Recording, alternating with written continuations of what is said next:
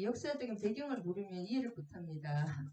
이거는 역사적인 배경이 굉장히 좀 많이 나오거든요.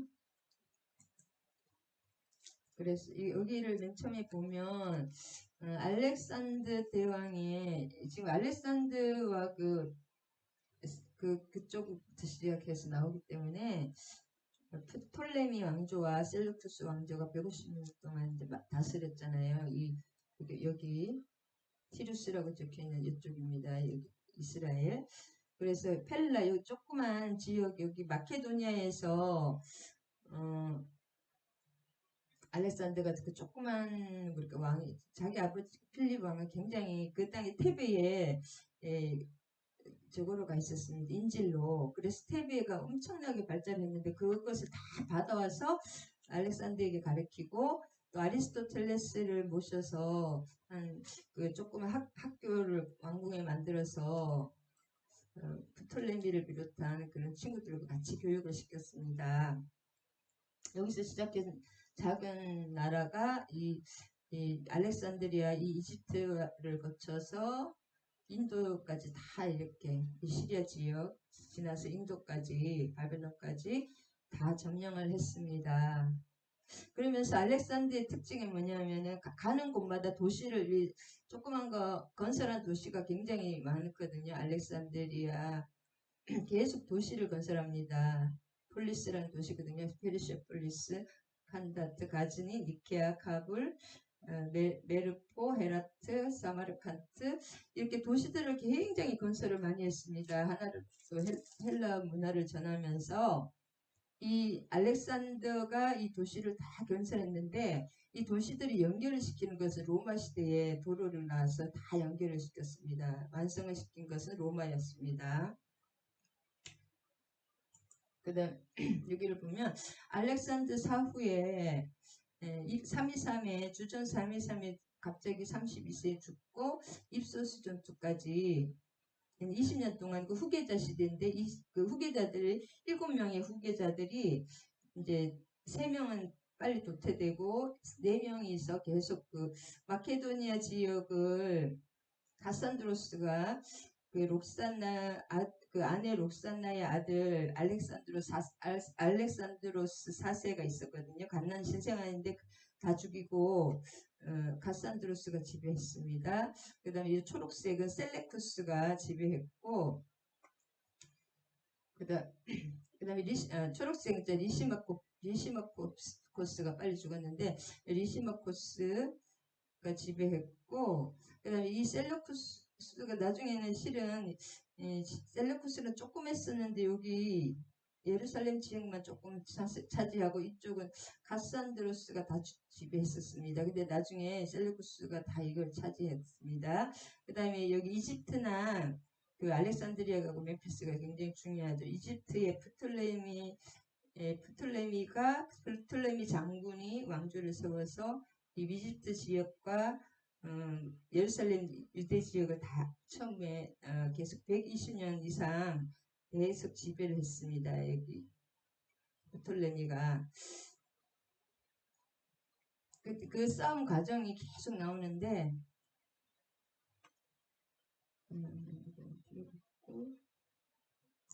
그래서 나중에는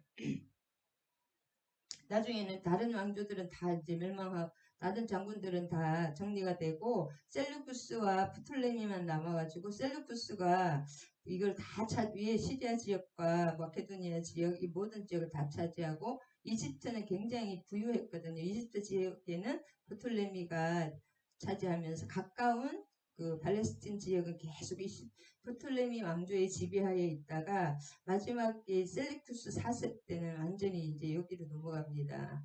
안티파네스 3세가 계속 이렇게 하다가 그래서 유대가 이스라엘 팔레스틴 지역이 항상 분쟁 지역이잖아요. 우리나라하고 똑같습니다. 그 해양 세력과 대륙 중국 세력 그 공산 세력과 자유주의가 딱 만나는 곳이 우리 한반도잖아요. 이 유대인도 똑같습니다. 이 길목이거든요. 유럽과 또 아시아의 길목이기도 하고 또 남부 이집트와 아프리카와 위쪽 그 시리아 쪽에 이 터키, 시리아, 바벨론 이 지역에 관문입니다. 하여튼 여기가 그래서 이 나라와 싸우기 위해서 유대를 지나가고 또 이집트도 또 위에 있는 나라가 싸우기 위해서 지나가는 길목이기 때문에 이리저리 다 터져 계속 이리저리 이렇게 짓밟히는 나라가 이스라엘 팔레스틴이었다. 할렐루야. 할렐루야도 아니니 우리나라하고 비슷합니다. 근데 이 프톨레미 왕조가 근데 너무나 그 알렉산드리아에 도서관을 짓고 많은 그 프톨레미 2세가 70인력을 또 저걸 번역을 했었잖아요. 학문을 너무너무 사랑했다고 합니다. 자, 그래서 11장을 요약해 보면 당시 근동의 패권을 비교적 여기 계속 아까 그 내용을 자세하게 특별히 프톨레미 왕조와 또 그 셀루쿠스 왕조의 그것을 자세하게 기록이 되어 있습니다. 11장에는. 그래서 그 제국의 멸망과 헬라의 등장, 알렉산드 사후에 또 프톨레미 왕조와 셀루쿠스 왕조 간의 싸움, 그 다음에 안티오쿠스 에피파네스가 그 4세잖아요. 에피파네스는 신이라는 뜻이거든요. 신의 현신이라는 뜻이거든요. 자기가 신중의 신이라고 했기 때문에 이름이 에피파네스입니다. 안티오쿠스 에피파네스 그 적그리스도의 모형인데 유대교 박해 그 다음에 기록이고 하나님께서 세속 왕조의 정권도 하나님의 섭리 안에서 움직인다는 것을 알 수가 있습니다.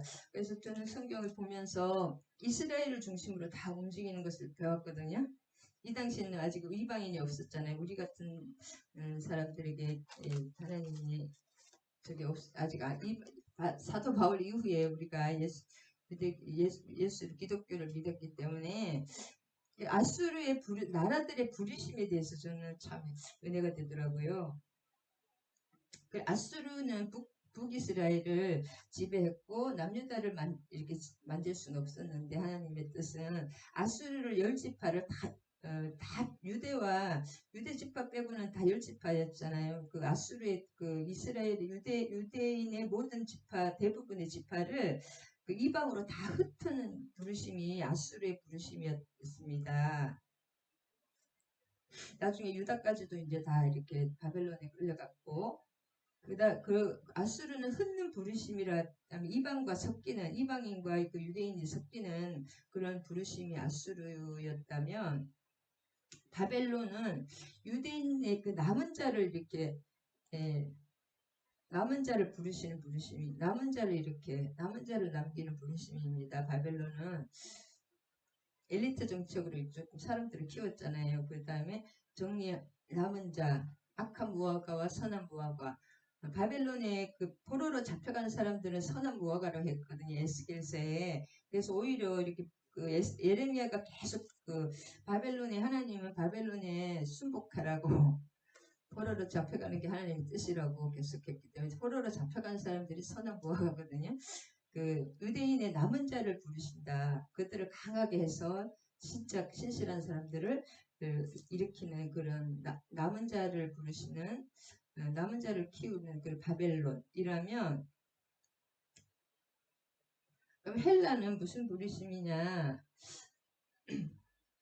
헬라 제국이 이기기 때문에 기독교가 이렇게 전 세계에 퍼질 수가 있었거든요. 헬라는 언어가 하나고 모든 것을 하나로 만드는 게 헬라의 정치였기 때문에 알렉산더의 세계가 다리를 놓아서 아까 그다음 로마가 다리를 놓기 전에 헬라가 다 도시를 건설하고 문화를 통해서 문화를 꽃피워서 또 로마로 결국은 다 하나님께서 어떤 섭리하심에 의해서 나라를 일으키고 나라를 또 세우고 폐하는 그것을 볼 수가 있습니다. 우연히 이렇게 하는 것이 아니라 이스라엘 민족과 또 하나님 나라 백성들을 위한 그 계획을 위해서 나라를 일으키고 나라를 대하신다. 지금은 그 사제국들이 엄청 짐승으로 나오잖아요. 계속 머리부터 해가지고 그런 것처럼 지금도 똑같습니다. 그 패권주의라든지 서로 제국들은 싸우고 자기 나라 그걸 위해서 똑같더라고요. 지금 영미의 패권주의라든지 지금 우리나라가 이스라엘하고 비슷하게 또 그런 중간 역할이기 때문에 잘해야 됩니다. 중간 역할이랄까요? 좀 그런 운명 자체가 지정학적인 운명 자체가 강대국에 끼어가지고 있기 때문에 이게 힘에 딱 만나는 지점이기 때문에 강대국들이 세력들과 세력에 만나는 지점이죠. 때문에 이스라엘을 차지하는 사람이 강대국이 되는 게 결국은 옛날에도 우리나라를 차지했던 나라들이 강대국들이 다 차지한 것처럼 똑같습니다. 근데 그것도 하나님의 섭리 안에 있다. 하나님의 주의 백성들을 하나님 부르시고 일으키시고 또 흩으시고 하나님의 그 나라를 이끄시는 과정에 있다는 것을 볼 수가 있습니다.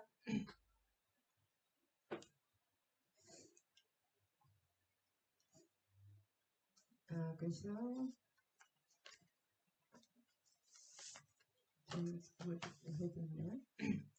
자, 1절, 오늘은 1절에서 19절까지 하고 20절 이후에는 오후에 하겠습니다.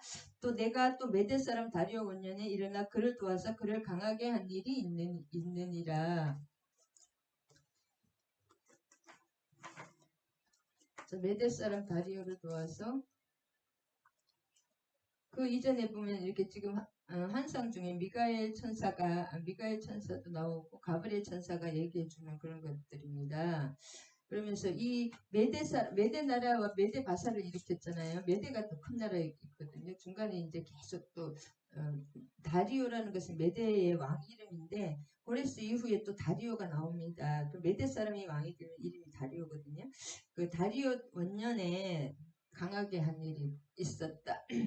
바벨론을 패하고 또 메데바사를 일으키기 위해서 이렇게 영적으로 가브리엘 천사라든지 미카엘 천사가 계속 하늘에서 일을 했다는 것입니다.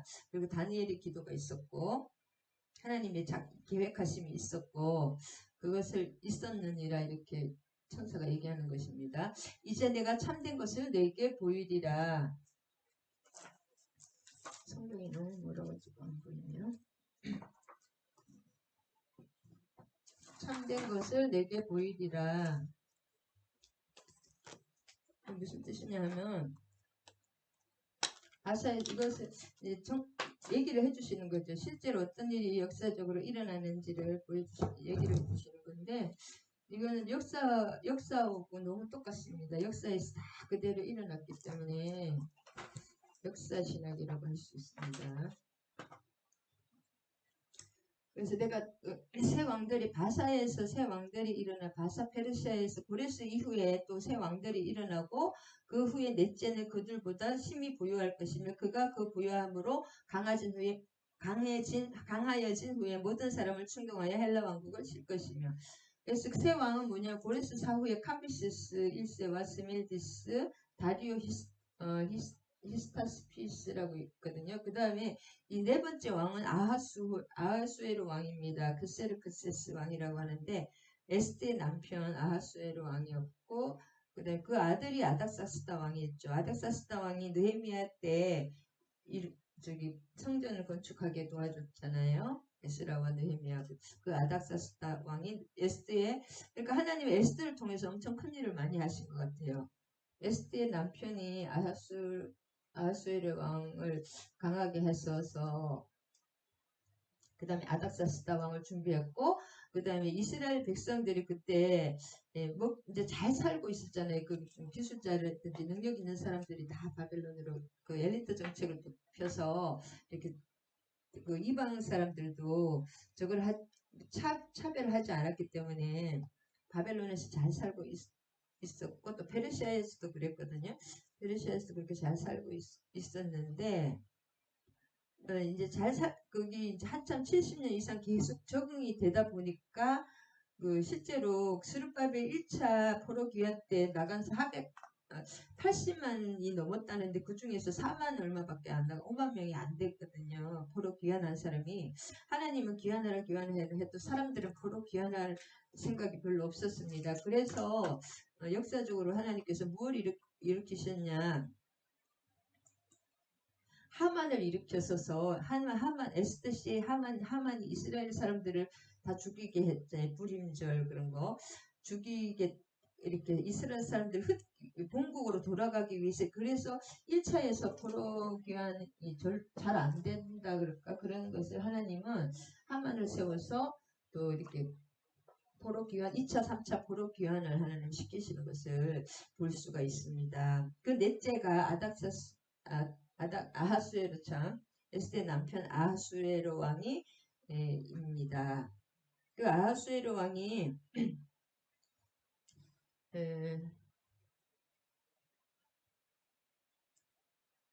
그래서 자기 아버지도 다리오 왕이잖아요. 자기 왕 다리오 아버지 실패했지만 헬라 종국 사업을 계속 물려받잖아요. 아버지. 그래서 막강한 경제력과 군사력을 바탕으로 마케도니아를 침략했습니다. 마케도니아 누구예요? 알렉산더가 기다리고 있잖아요. 처음에는 계속 성공했었는데 살라미스 전투에서 알렉산더에게 패배하게 됩니다. 그 다음에 플라타이아 전투를 끝으로 페르시아 제국이 멸망을 하게 되거든요. 그런 역사적인 거. 그러면서 이제 유대 귀환이 또 유대 포로 귀환도 2차, 3차, 1, 2, 3차가 일어납니다. 그 다음에 장차 한 큰 능력 있는 왕이 이 사람은 알렉산더 왕이고 지난번에도 큰 권세로 자기 마음대로 알렉산더를 말릴 사람은 아무도 없었다고 합니다. 그리고 알렉산더는 13살 때부터 자기 아버지 필립 왕이 아리스토텔레스를 막 어렵게 모셔서 교육에 관심이 많아서 아들을 위해서 학교를 세워서 그 또래의 귀족 청년들을 같이 키웠습니다. 그 중에 하나가 톨레미 왕이었거든요. 그래서 알렉산더 사후에 멤피스로 가장 시체를 먼저 가져간 사람이 프톨레미다. 친구며 가장 아주 친한 절친이며 부관이며 부하였다고 합니다. 프톨레미가. 그리고 13살 때부터 손발을 맞춰갔기 때문에 아리스토텔레스의 그 교육을 다 받았기 때문에 프톨레미 왕조는 굉장히 학문과 문화에 이런 그 도서관을 지었고 계속 그 알렉산드리아에 도서관을 지어서 엄청 그 수학과 이런 학문에 굉장히 관심이 많았습니다. 1, 2, 3, 4세까지 다 5세까지 3세 계속 그랬습니다.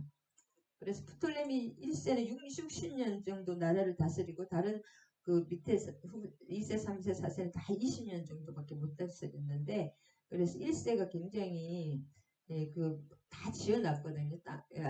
도서관이라든지 그런 거 다 지어놓고 2세와 3세가 꼭 피웠습니다. 그래서 이 프톨레미 2세가 그 당시 유대 사람들이 어마어마하게 많았거든요. 예수님 당시에도 유대 사람이 이집트의 애굽에 100만 정도가 있었다고 합니다.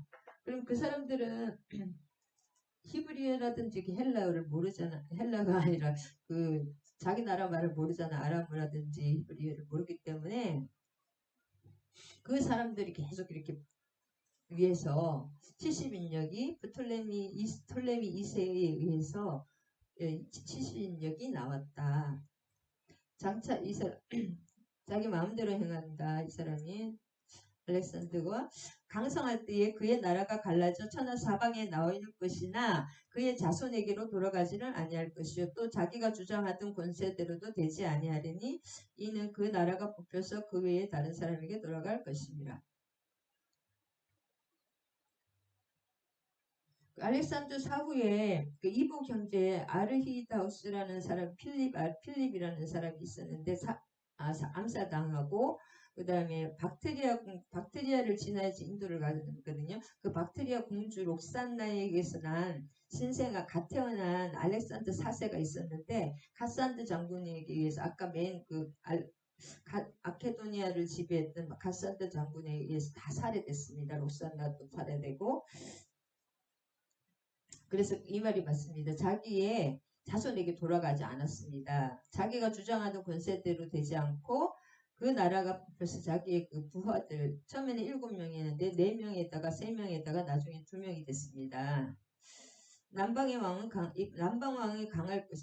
이 톨레미 1세는 알렉산더와 같이 똑같은 그런 지혜 교육을 받았고 계속 알렉산드를 도와서 페르시아 전쟁이나 큰 전쟁에서 어마어마하게 큰 공을 세워서 최고 높은 사람이 됐었거든요. 장군 중에서도 자기 아버지도 그 마케도니아의 유명한 장군이었고 톨레미 이 사람도 알렉산드의 친구면서 알렉산드의 교육을 똑같이 받았던 절친이었고 하여튼 엄청난 사람이었습니다. 군사력도 있었고 지력도 있었고 엄청나게 그래서 이 톨레미는 끝까지 톨레미 왕조로 남거든요. 한 번도 왕조가 변하지 않고 남방왕이 이제 톨레미고 북방왕은 셀루쿠스 장군의 그 안티쿠스라고 밖에다가 셀루쿠스 안티쿠스 계속 이름이 왕들의 이름이 왔다 갔다 합니다.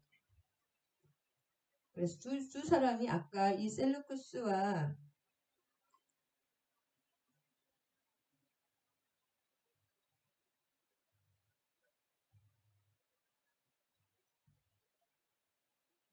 나중에는 이제 처음에는 막 7개로 그다음에 4개로 나눴다가 이제는 나중에는 그 셀루쿠스는 조금 했던 셀루쿠스가 나중에 다 차지하고 톨레미 왕조의 피신해 있었거든요. 너무 약해가지고 셀루쿠스가 근데 야금야금 먹어가지고 여기 다 먹었습니다.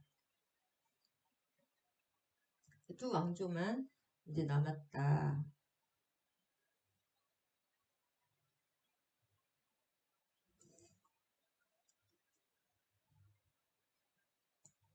그리고 이 셀루쿠스 왕조와 프톨레미 왕조는 또 조금 친합니다. 조금 같은 또 부하장군이라서 그런지 좀 이렇게 셀루쿠스가 아까 그 장군에게 밀려서 프톨레미에게 계속 보호를 받고 있었거든요.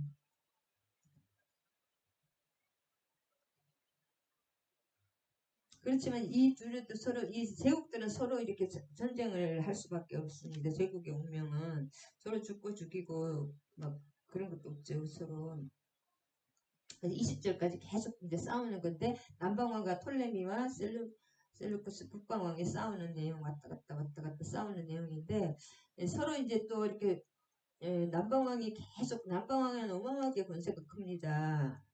톨레미 그래도 톨레미 3세 때가 가장 그 점점 커지거든요.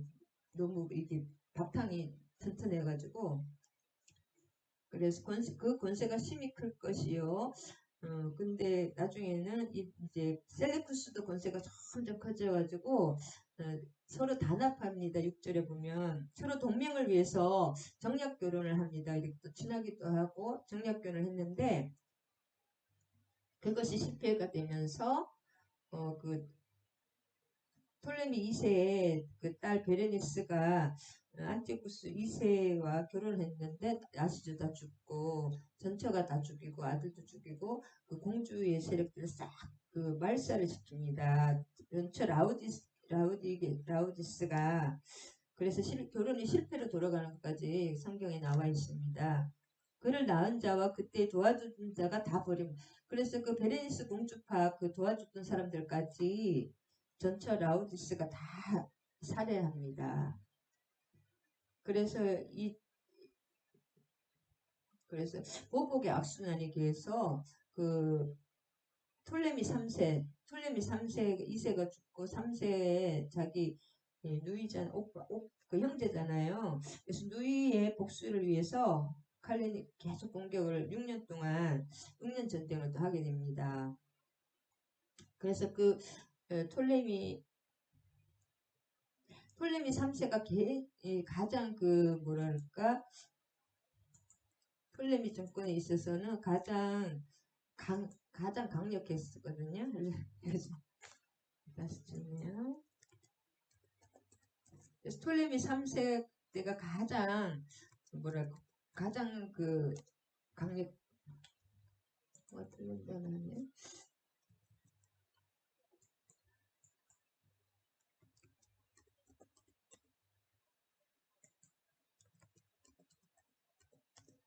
톨레미 3세가 가장 뭐랄까 꽃피웠다 그럴까 톨레미의 그 왕조를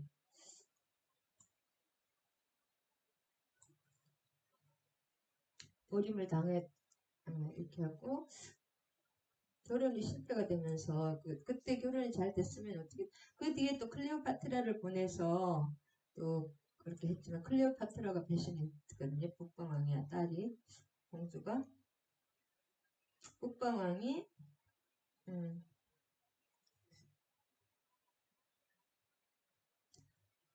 이 팔레스틴 땅은 항상 길목이기 때문에 오다 가다 다칩니다. 오다 가다 다쳐버려요.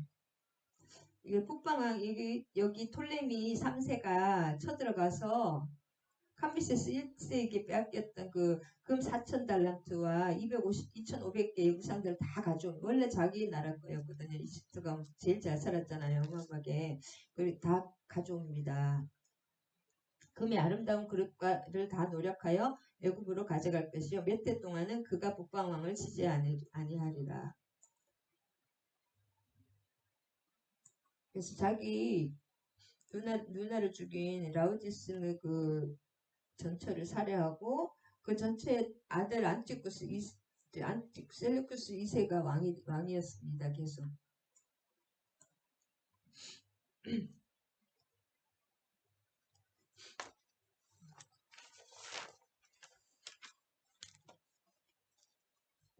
북방왕이 남방왕의 왕국으로 쳐들어갈 거는 자기가 본국으로 이제 8절에 보면 북방왕을 치지 않으리라 이 말에서 톨레미 3세와 셀루쿠스 2세와 평화조약을 체결합니다. 그리고 톨레미 3세 때 최고 전승기였다. 그 다음에 셀루쿠스 2세가 그리고 이 톨레미 왕조에는 다 학문을 사랑하고 도서관을 지어주고 막 계속 그런 것이 굉장히 수학자들을 이 톨레미 왕조에서 다 키워줬거든요. 70인역도 해주고 어떻게 생각 다른 나라잖아요. 이방 나라에 그걸 번역까지 다 해주고 굉장히 학문을 사랑했습니다. 이 궁전 안에서 그런 그 수학자들 다 기울여주고 좀 이렇게 평화로워 또 나라 자체가 이집트 자체가 나일강으로 인해서 굉장히 풍족하잖아요. 자기나 그 환경 자체가 풍족하니까 그런지 하여튼 굉장히 톨레미가 자기가 원래도 또 공부도 했던 사람이라서 그런지 평화롭게 지냈습니다. 근데 북방왕이 아까 셀루쿠스 2세가 갈레니쿠스라고 이름이 갈레니쿠스인데 이 톨레미 가만히 생각하니까 좀 시리아의 그 자기 나라 어머니 죽이고 공격했던 것을 보복하기 위해서 조약을 파기하고 다시 애굽을 침입하는데 톨레미 3세에게 대패를 합니다. 톨레미 3세가 싸움을 엄청 잘하거든요. 싸움도 잘하고 지장 덕장 그런 사람 있잖아요. 본국으로 대패 후 겨우겨우 남은 군대에 추스려서 본국으로 돌아갔습니다. 본국으로 물러가리라. 그러나 그의 아들들이 전쟁을 준비하고 심히 많이 군대를 모아 물이 넘침같이 나올 것이며 또 그가 와서 남방왕의 견고한 성까지 칠 것이요. 이것은 뭐냐 하면 10절에서 12절까지는 남방왕이 또 크게 놓아요. 북방왕과 싸우고 또 서로 손에 넘겨주는 바 되고 이렇게 11절까지 계속 싸우는 내용인데 이렇게 복수전 있잖아요. 중국 영화 복수 매일 그렇습니다. 이 세상 신들은 항상 복수와 혈전인 것 같아요. 그리고 이렇게 욕심, 막 차지하려는 거, 권력 이런 거. 남방은 지금도 미국이라든지 중국, 러시아의 그것이 패권이 그대로 똑같습니다. 이때와 저 때나. 남방왕은 크게 놓아요. 나와서 북방왕과 싸우고 있어요.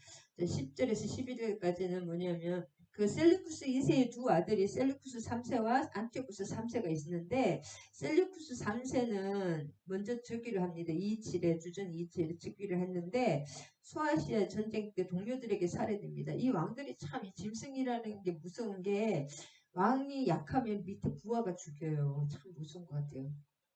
동물들도 약하면은 엄마가 죽이고 옆에 사람들이 그냥 도치시키잖아요. 그런 것처럼 이런 왕들도 보면 왕이 약하면 위에 부하 손에 죽습니다. 그래서 셀루쿠스 2세는 셀루쿠스 3세는 부하가 죽이고 전쟁 중에 죽이고 동생 안티쿠스 3세가 왕위가 계승되는데 그가 이제 왕이 즉위 후에 그 팔레스틴 원정 페니키아와 그 이스라엘 땅이죠. 팔레스틴 원정에 나섰습니다. 그래서 11절에 이렇게 됩니다.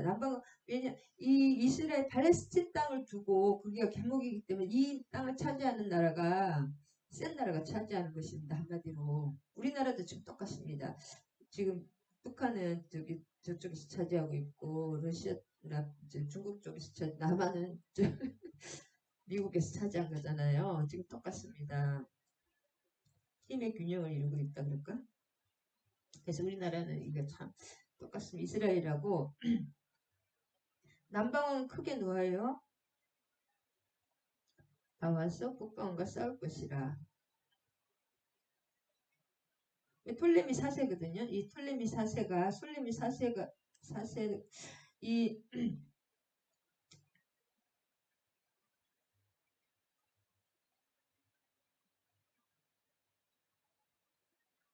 톨레미 4세 전쟁을 잘했습니다. 이 톨레미 4세가 크게 톨레미 4세에게 대표를 했는데 안티오쿠스 3세가 이 톨레미 4세가 그때 그 시리아를 이기고 돌아오면서 감사 예물을 그 팔레스틴이 길목이니까 이스라엘 항상 길목이니까 예루살렘 성전에서가 감사 예물을 올렸습니다. 감사 예물을 올릴 것까지는 좋은데 자기가 우쭐하고 교만한 마음에 지성소가 도대체 어떤 일인지 그 지성소에 들어갔어요. 그러면서 갑자기 그 온몸에 마비가 일어나서 급하게 이제 돌아갔거든요.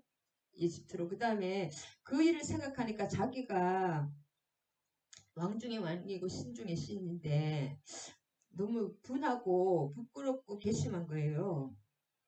그래가지고 그 당시 톨레미 4세가 가만히 생각하니까 자기가 그 신인데 너무 조금 우리 신이 센데 왜 우리의 속국이잖아요. 이스라엘은. 근데 거기서 자기가 그렇게 된 게 너무 기분 나쁘고 분해서 어떻게 했냐면은 애굽에는 옛날부터 많이 잡혀도 오고 또 뭐 살기가 좋으니까 그냥 자발적으로 들어가고 많이 섞였습니다. 바로 이렇게 계속 톨레미 왕조가 그 치리를 했기 때문에 근데 그 사람들 애굽에 있는 유대 사람들에게 모든 특권을 박탈했습니다. 못 살게 구는 거예요. 한마디로 유대인들이 너무 괘씸해가지고 분한 마음에 톨레미 4세가 그러면서 톨레미 4세는 바로 죽었거든요. 그 급사했다 그럴까? 그러면서 톨레미 5세가 주기로 했는데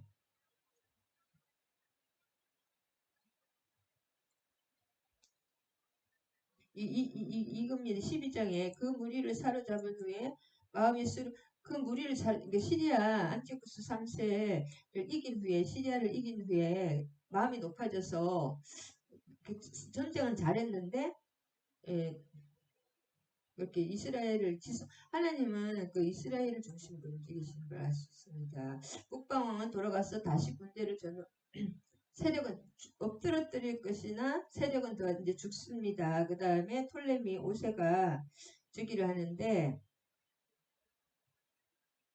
이렇게 왜 이제 남방왕을 왜 치유하냐면 톨레미 4세가 갑자기 죽고 톨레미 5세는 나이가 진짜 5세 5살이었거든요. 그러니까 이제 그 내전도 일어나고 외부에서도 북방왕이 슬루쿠스 왕조에서 계속 치는 것입니다. 5살짜리가 왕이 됐으니까 이때도 하고 그래서 제국은 짐승이라는 것 같은데 대군과 많은 물건을 거느리고 오리라.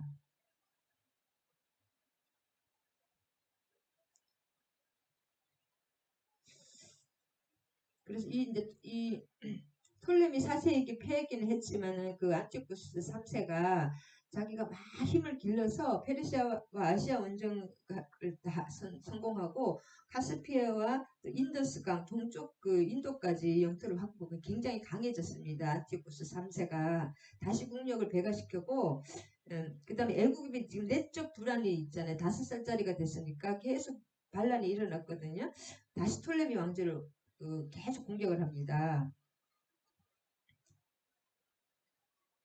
그래서 14절에서 16절은 그 내전에 5살짜리 왕이 되니까 내전도 일어나고 외부에서 계속 남방왕을 여러 사람이 일어나서 남방왕을 친다. 내 백성 중에서도 포악한 자가 스스로 높아져서 환상을 이루려 할 것이나 그들이 도리어 걸어 넘어지 이것은 걸려 넘어 이게 무슨 내용이냐 하면 톨레미 4세가 유대인들을 갑자기 막 핍박을 심해졌잖아요. 자기가 그 성전에서 그렇게 모욕을 당했다고 생각하기 때문에 그 유대인의 핍박이 엄청 강했기 때문에 이 사람들이 안티오쿠스 3세 편을 들어서 이렇게 일어났거든요.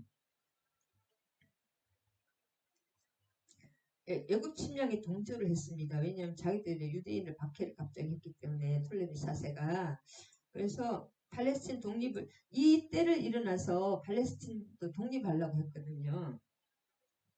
그 이상을 이루려 했다는 거였거든요. 환상을 이루려 했다는 것은 독립을 한다. 독립을 하려고 신셀루쿠스파 유대인들이 독립하려고 일어났는데 실패했다는 것입니다. 왜냐하면 톨레미 왕조에도 스코파스 장군이 일어나서 이렇게 쳐버렸습니다. 그 다음에 15, 16장에 북방왕은 토성을 쌓고 견고한 성을 점령할 것이요 남방 군대는 그를 당할 수 없으며 또 그가 택한 군대라도 그를 당할 힘이 없었다고 15, 16절은 19절까지만 오늘 하겠습니다. 15, 16. 자, 그래서 15, 16에는 무슨 그가 와서 자기 마음대로 하고 영화로운 땅에는 그 예루살렘 이스라엘 땅을 말한 영화로운 땅에 설 것이요 그의 손에 멸망이 있으리라. 멸망을 시킨다는 거죠. 엄청 해코지를 많이 한다는 것입니다. 이게 안티오쿠스 3세가 뭐냐면 마케도니아 빌립왕이 누구예요? 알렉산더의 아버지입니다. 빌립과 동맹을 맺고 톨레미 왕조를 공격하는 것입니다. 왜냐하면 이제 5살짜리니까 이때가 아니면은 왕이 연약하니까 그래가지고 공략을 하고 그 공략하면 항상 이스라엘 땅을 팔레스틴 땅을 지나가야 되잖아요. 길목이니까 이집트 가는 길목이니까 팔레스틴을 점령한 것입니다. 그 얘기. 그리고 점령을 해야지 거기서 있잖아요. 이거 음식. 군대가 많이 가면은 싸움도 중요하지만은 그 식량이 중요합니다. 그래서 나중에 안티쿠스 4세가 식량이 없어졌거든요. 그가 택한 군대라도 그를 당할 힘이 없을 것이므로 그가 택한 하여튼 그 이스라엘은 약해니까 안 되는 거죠. 그래서 안티오쿠스 군대들은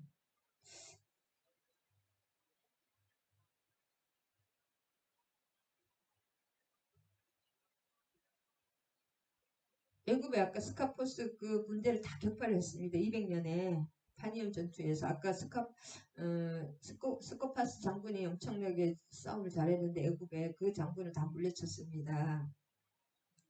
그래서 이 애국 군대가 이제는 그 페니키아 블레셋 그 땅 시돈과 그 저기 있잖아요. 시돈하고요. 거기 땅까지 다 페니키아 다 해변을 시돈까지 예, 태각을 했는데 그 시돈까지 합력했다고 합니다. 두로와 시돈 있잖아요. 그 땅. 그래서 결국은 다 함락이 됐다. 안티우쿠스 군대에 의해서 그래서 122년간 이스라엘과 예루살렘은 톨레미 왕조에 속해 있었거든요. 122년간. 근데 이제 안티쿠스 3세 안에 들어갔다. 그 다음 4세 완전히 악랄한 4세가 또 나옵니다. 27절 그가 결심하고 전국에 힘을 다하여 이르렀다가 그와 화친할 것이요 또 여자의 딸을 그에게 19절까지만 하고 끝내겠습니다. 그가 결심하고 전국 네, 힘을 자기의 다 그 시리아에 다 힘을 합하여 모든 국력을 걸고 이르렀다가 그와 화친할 것이요 또 여자의 딸을 그에게 주어 그의 나라를 망하게 하려 할 것이나 이루지 못하리니 그에게 무익하게. 그래서 지금 아이가 나이가 어리잖아요. 근데 나이가 좀 많은 자기 딸 클레오파트라를 그 공주로 왕비로 줍니다. 그 주는 것은 왜냐하면 그 딸을 이용해서 이 나라를 망하게 하려고 아니면 그 약하게 해서 자기 나라의 그 속국으로 만들 계획으로 클레오파트라를 톨레미 5세의 부인으로 정략 결혼을 시킵니다. 195년에 이 화평 조약으로 굉장히 저기 이 시리아의 왕권들은 왕조 안티오쿠스 이런 사람들은 머리가 좋은 것 같아요. 이렇게 거짓말을 해가지고 다 점령을 합니다. 그래서 안티오쿠스 자기 딸 클레오파트라를 5세의 왕비를 155년에 주전입니다. 무작정. 그래서 톨레미 왕조에 대한 자기의 영향력을 자기 속국으로 만들려고 했고 그가 결국은 그 나라를 망하게 하려고 했으나 어떻게 됐냐면은 그 딸과 톨레미 5세가 결탁하여서 오히려 반역을 합니다. 자기 아버지를 톨레미 안티쿠스 3세. 그래서 로마와 동맹을 맺게 해서 그 로마와 동맹을 이집트가 맺게 해서 그 오히려 클레오파트라고 머리가 좋잖아요. 그래서 치명적인 안티쿠스 3세 자기 클레오파트라의 아버지는 치명적인 타격을 입게 된다. 당랑공주하고 비슷한 것 같은데 호동공주가 그 후에 그가 그의 얼굴을 바닷가에 돌려 점령할 것이나 한 장군이 나타나 그의 정복을 그치게 하고 그 수치를 그에게 돌릴 것이다. 그래서 애굽 침략을 수정을 합니다. 안티쿠스 3세가 왜냐면 안 되니까 이 로마하고 합작을 해가지고 자기를 공격하고 그리고 이제는 나라에 또 반란이 일어납니다. 그가 얼굴을 안 되니까 바닷가로 돌리는 거면 지중해 연안의 섬들은 좀 약하잖아요. 하나하나 분리가 되어 있으니까. 그래서 육로와 해로를 통해서 점령했습니다. 결국은 지중해 그 섬들을 다 점령했어요. 바닷가로 돌려서. 그 다음 이 18일 뒤쪽에 보면은 그 정복을 그치게 하고 한 장군이 나타나서 그 정복을 못하게 하고 수치를 돌린다는 얘기는 뭐냐면 190년에 magnesia 전투라고 있었습니다. 그래서 로마의 루키우스 스카피오 장군이 한 사람이 로마의 스카피오 장군이 이때 로마도 좀 나라라기보다는 그냥 도시로 이렇게 있었거든요.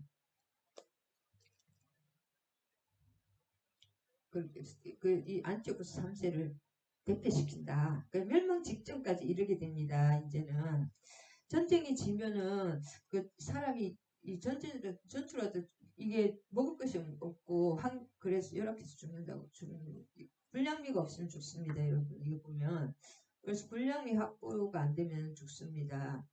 왜냐면 배고프니까 싸울 수가 없잖아요. 춥고 배고프면.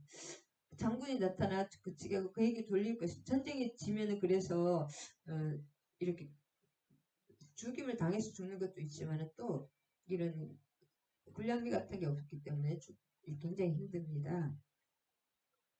그래서 19절에 어떻게 되냐면은 얼굴을 돌려서 산성들로 향할 것이나 거쳐 넘어지고 다시는 보이지 않는 이제 당장 먹을 거 없으니까 먹을 것을 찾아서 또 바닥난 또 재정을 메꾸기 위해서 뭔가 이렇게 필수품을 구해야 되잖아요. 그래서 엘리마이스 사원을 약탈을 했는데 그것까지 실패가 됩니다. 거쳐 넘어지고 있는 하나님의 뜻입니다. 외딴 사원을 덮쳤는데 그것까지 그래서 마지막에 죽게 되는 거지. 너무 약해지면 이것저것도 안 되잖아요. 하나님의 뜻입니다. 그 다음에 여기까지만 하겠습니다. 할렐루야. 그래서 나중에 결국은 하나님은 그 나라들의 부르심이 있고 결국은 그것을 누구를 위해서 움직이냐 이스라엘을 지금 유다 민족을 지금 움직여 세워서 전 세계의 하나님 이방 민족의 또 교회를 세우기 위한 그런 계획을 지금 하고 계신 것을 볼 수가 있습니다. 할렐루야.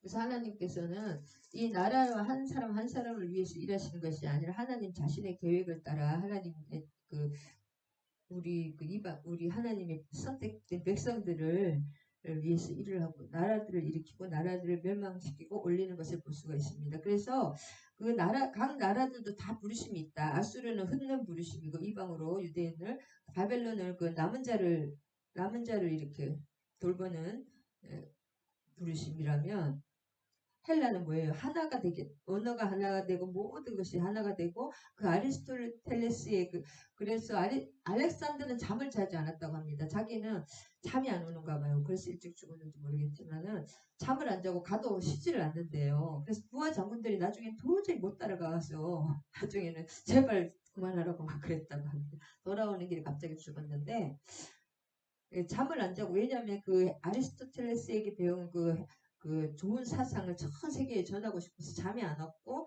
그래서 그 언어를 하나하게 만들고 모든 그 도시를 만들고 도서관을 또 만들고 그렇게 했습니다. 그것을 로마에서 나중에 다리를 놓아서 다 도시들을 연결시키고 하나가 또 되겠습니다. 헬라 언어를 했고 헬라 사상이라든지 그런 것들 다 보급하는 그 하나님의 큰 계획 그림 중에 하나였다. 그것을 참 알 수가 있습니다. 그리고 나중에 이제 모르드게와 에스더가 일어나서 그 누구지 모르드게와 에스더가 왜 하나님 예배했느냐 하만을 또 예비한 것을 알 수가 있습니다. 하만이 괴롭혀가지고 나라를 다 죽이려고 해야지 자기 나라로 돌아갈 거 아니에요. 그래서 2차, 3차 포로 기환이 일어날 수밖에 살기가 좋으니까 안 가는 거예요. 그것을 하나님의 일하심을 참 그 역사를 보면서 그래서 우리의 또 부르심을 위해서 일해야지 계속 일에 일비하면서 그거 이거 해주세요 저거 해주세요 이거 해주세요 저거 해주세요 그럼 평생 이 기도 끝나면 저기 평생 그 조그만 그 자투리 기도에서 벗어나지 못합니다. 하나님과의 깊은 하나님의 뜻을 이루게 해달라고 하나님의 부르심을 깨닫게 해달라고 그렇게 할 때 언제 그의 나라와 그의 의를 구할 때 그 다 이 모든 다른 것은 하나님이 저절로 이렇게 주십니다. 할렐루야.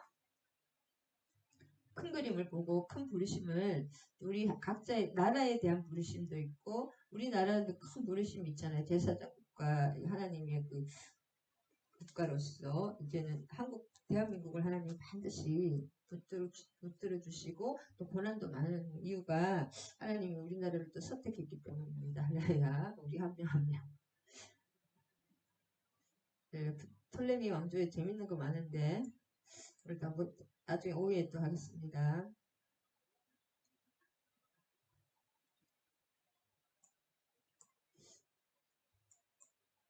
할렐루야, 아멘, 아멘. 나라들을 부르시고 우리 각자의 개인을 부르신 하나님을 찬양합니다. 주님 또 다니엘 11장을 통해서 하나님은 유대 민족을 위한 하나님의 큰 그림과 큰 계획에 따라서 나라를 세우고 나라를 내리고 나라를 세우고 나라를 내리고 우리 개인들을 또 하나님 그 부르심에 의해서 선택하여 쓰시고 또 하나님의 뜻에 순종할 때 하나님의 뜻이 이루어지는 그 귀한 일들을 바라봅니다. 우리 각자 한 명 한 명에 대한 부르심도 하나님 깨닫게 해주시고 하나님의 그 나라에서 나의 부르심이 무엇인가 깨닫고 또 우리 가정에서 나의 부르심이 무엇인가 하나님이 항상 그 축복의 통로로서 또 하나님의 아버지 주님의 뜻대로 그 하늘의 통로로서 사용될 수 있는 귀한 아버지 아름다운 성전들 기도하는 성전들이 되기를 간절히 기원합니다. 모든 말씀 우리 주 예수 님의 이름으로 기도드립니다. 아멘 아멘. 주기도문으로 축도하심으로 나라 예배 마치겠습니다.